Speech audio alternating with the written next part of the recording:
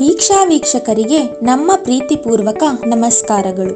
ವೀಕ್ಷಾ ತಂಡದಿಂದ ನಮ್ಮ ಎಲ್ಲ ಪ್ರೀತಿಯ ವೀಕ್ಷಕರಿಗೆ ಹೃತ್ಪೂರ್ವಕ ಧನ್ಯವಾದಗಳು. ನಿಮ್ಮ ತುಂಬು ಹೃದಯದ ಸಹಕಾರ ಮತ್ತು ಪ್ರೋತ್ಸಾಹದಿಂದ ನಾವೀಗ 500ರ ಕುಟುಂಬ. ಕಳೆದ ವಾರ ವೀಕ್ಷಾ ಚಾನೆಲ್ 500 ಸಬ್ಸ್ಕ್ರೈಬರ್ಸ್ಗಳನ್ನು ಗಳಿಸಿದೆ. ಈ ಸಂತೋಷದ ವಿಷಯವನ್ನು ನಿಮ್ಮೊಂದಿಗೆ ಹಂಚಿಕೊಂಡು ಇಂದು ನಾವು ನಿಮ್ಮೊಂದಿಗೆ ಬಾಯಿ ಸಿಹಿ ಮಾಡಲು ಆರೋಗ್ಯಕರವಾದ ಪೌಷ್ಟಿಕ ಮತ್ತು ಸ್ವಾದಿಷ್ಟವಾದ ಓಟ್ಸ್ ಪ್ರೋಟೀನ್ ಬಾರ್ ಹೇಗೆ ಮಾಡುವುದು ಎಂದು ತಿಳಿಸಿಕೊಡುತ್ತೇವೆ.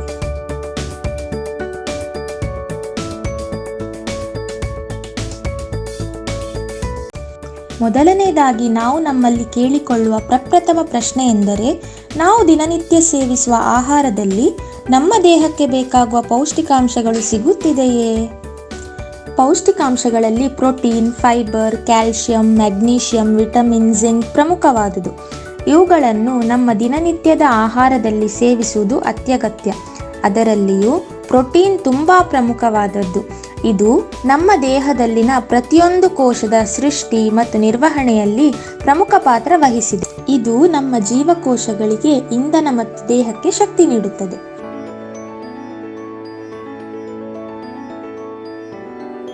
ಹೆಚ್ಚಿನ ಪ್ರೋಟೀನ್ ಹೊಂದಿರುವ ಆಹಾರವನ್ನು ಸೇವಿಸುವುದು ಅನೇಕ ಫಿಟ್ನೆಸ್ ಪ್ರಯೋಜನಗಳನ್ನು ಹೊಂದಿದೆ.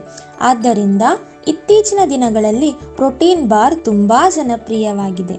ವ್ಯಾಯಾಮ ಮತ್ತು ಜಿಮ್ಗೆ ಹೋಗುವವರು ಹೆಚ್ಚಾಗಿ ಪ್ರೋಟೀನ್ ಬಾರ್ಗಳನ್ನು ಸೇವಿಸುವುದನ್ನು ನೀವು ನೋಡಿರಬಹುದು.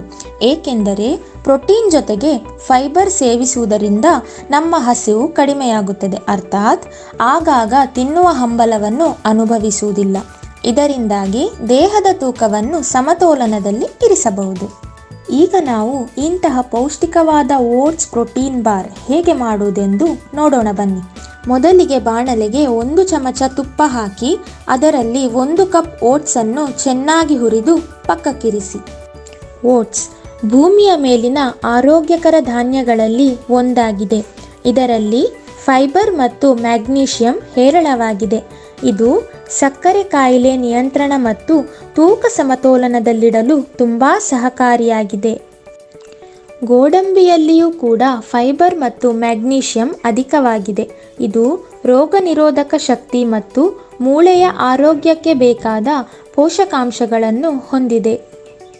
ಬಾದಾಮಿ ಸಾಕಷ್ಟು ಆರೋಗ್ಯಕರ ಕೊಬ್ಬುಗಳು, ಫೈಬರ್, ಪ್ರೋಟೀನ್, ಮ್ಯಾಗ್ನೀಷಿಯಂ ಮತ್ತು ವಿಟಮಿನ್ಗಳನ್ನು ಹೊಂದಿದೆ. ಜ್ಞಾಪಕ ಶಕ್ತಿ ಹೆಚ್ಚಿಸಲು ಪ್ರಮುಖ ಪಾತ್ರ ವಹಿಸಿದೆ. ಅದೇ ಬಾಣಲೆಗೆ 1/2 ಕಪ್ ಗೋಡಂಬಿ, ಬಾದಾಮಿ, ಒಣ ಖರ್ಜೂರ ಹಾಕಿ ಇದನ್ನು ಚೆನ್ನಾಗಿ ಹುರಿದುಕೊಳ್ಳಿ.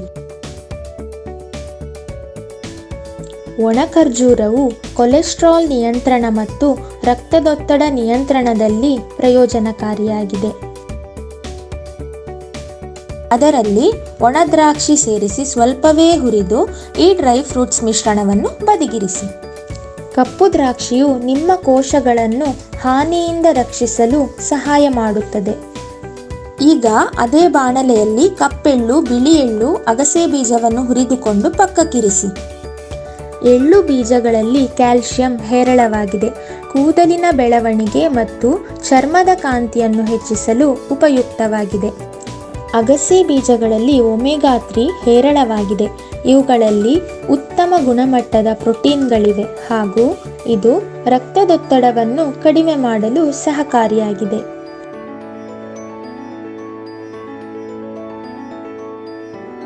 ಒಂದು ಪಾತ್ರೆ ತೆಗೆದುಕೊಂಡು 1 ಕಪ್ ನೀರನ್ನು ಬಿಸಿ ಮಾಡಿ ಗಾಜಿನ ಬೌಲ್ನಲ್ಲಿ 1/2 ಕಪ್ ಸಕ್ಕರೆ ಮತ್ತು 5 ರಿಂದ 6 ಚಮಚ ಜೇನುತುಪ್ಪವನ್ನು ಸಕ್ಕರೆಯಲ್ಲಿ ಸೇರಿಸಿ ಈ ಮಿಶ್ರಣವನ್ನು ಪಾಕದ ರೀತಿಯಲ್ಲಿ ಡಬಲ್ ಬಾಯ್ಲ್ ಮಾಡಿಕೊಳ್ಳಿ.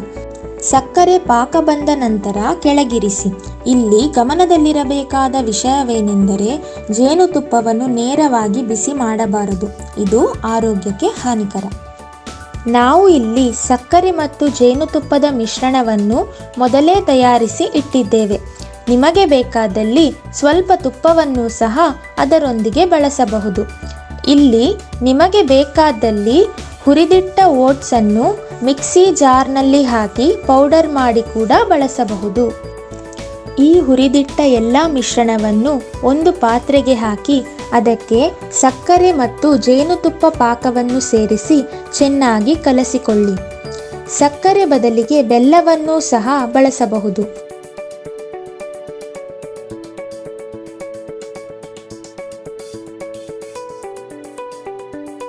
ಈಗ ಒಂದು ಟ್ರೇ ಅಥವಾ ಬಟ್ಟಲಲ್ಲಿ 1 ಚಮಚ ತುಪ್ಪವನ್ನು ಸವರಿಸಿ ಕಲಸಿಟ್ಟ ಮಿಶ್ರಣವನ್ನು ಬಟ್ಟಲಲ್ಲಿ ಹಾಕಿ ಚೆನ್ನಾಗಿ ಸೆಟ್ ಮಾಡಿಕೊಳ್ಳಿ. ನಂತರ ನಿಮಗೆ ಬೇಕಾದ ಆಕಾರದಲ್ಲಿ ತುಂಡರಿಸಿ ಫ್ರಿಡ್ಜ್ನಲ್ಲಿ ಫ್ರೀಸ್ ಮಾಡಿ.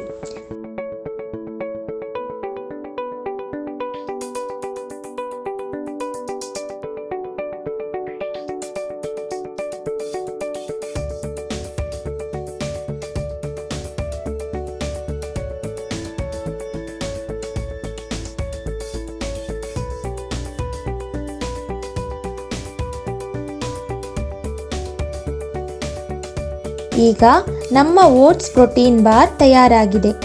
ಈ ಪ್ರೋಟೀನ್ ಬಾರ್ನಲ್ಲಿ ಪೌಷ್ಟಿಕಾಂಶಗಳು ಚೆನ್ನಾಗಿ ಇರುವುದರಿಂದ ಇದನ್ನು ದಿನಕ್ಕೆ 1 ಬಾರಿ ಸೇವಿಸುವುದು ಆರೋಗ್ಯಕ್ಕೆ ಉತ್ತಮ.